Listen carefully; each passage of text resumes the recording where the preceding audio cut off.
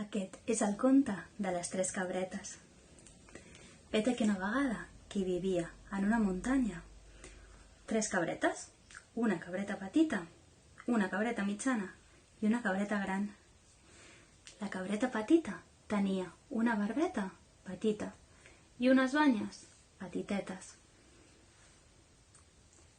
La cabreta mitjana tenia una barbeta mitjana i unes banyes també mitjanes, ni grans ni petites. Hi vivia la cabreta gran, que tenia una barbeta molt gran i unes banyes també molt grans. Aquestes tres cabretes vivien en un entorn molt florit, en una muntanya ben alta i ben bonica, però que ja no quedava gespa. Les cabretes cada dia podien veure com a l'altra banda del pont hi havia un camp ben farcit de gespa, d'una gespa que tenia pinta d'estar boníssima. Però elles mai no s'havien atrevit a creuar el pont, perquè deia la llegenda que en aquest pont hi vivia un ogre i que tota aquella persona o animal que passés pel pont seria devorat per aquell ogre. Un dia, cansades de sortir i de no trobar res més per menjar, van decidir fer un plan. Van estar parlant molta estona i van dir: provarem sort. Total, aquí ja no ens queda gaire esperança de trobar menjar. Així que la cabreta petita va ser la primera en iniciar l'aventura. Va començar a caminar, va pujar per aquell pont i patim, patim, patim, patim, patim.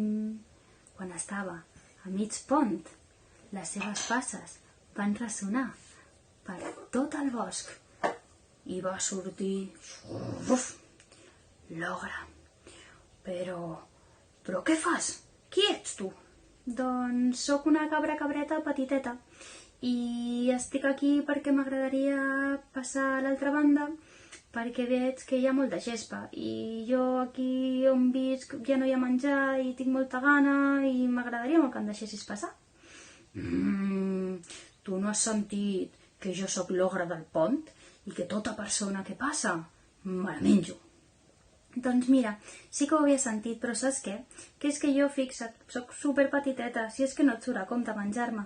Jo prefereixo que t'esperis, perquè ara després de mi vindrà la meva germana, la cabreta mitjana, i ella sí que en té de xitxa.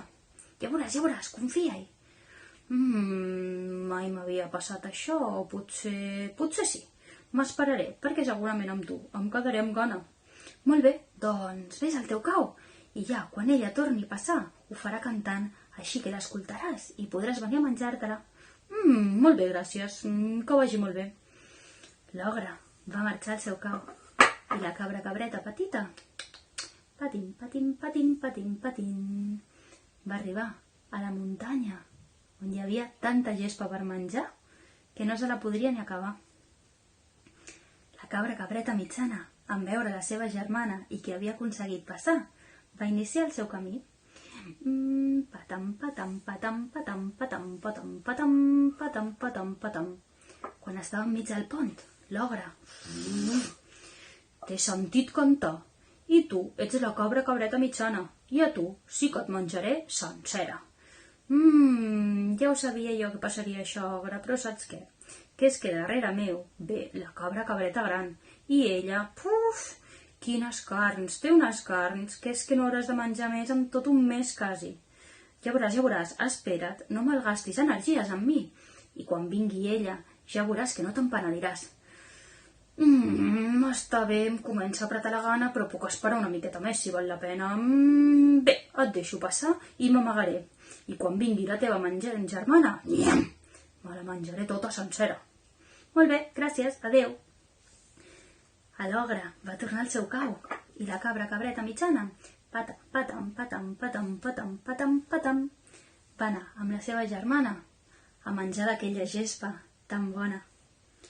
La cabreta gran, en veure que les seves germanes ho havien aconseguit, va començar el seu camí. Tom, patom, patom, patom, patom, patom, patom, patom.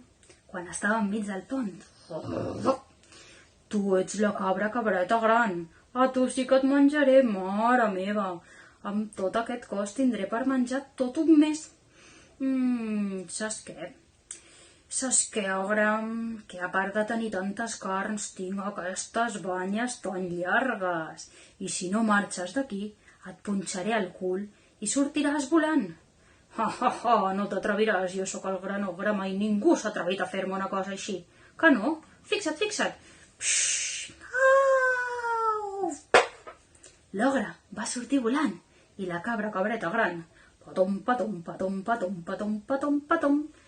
va poder arribar a aquell bosc i menjar herba amb les seves germanes fins que ja no en van tenir més gana i totes juntes es van posar a dormir i a gaudir d'aquella panxa tan plena, que ja quasi que no podien fer res més. I conte contat, conte acabat.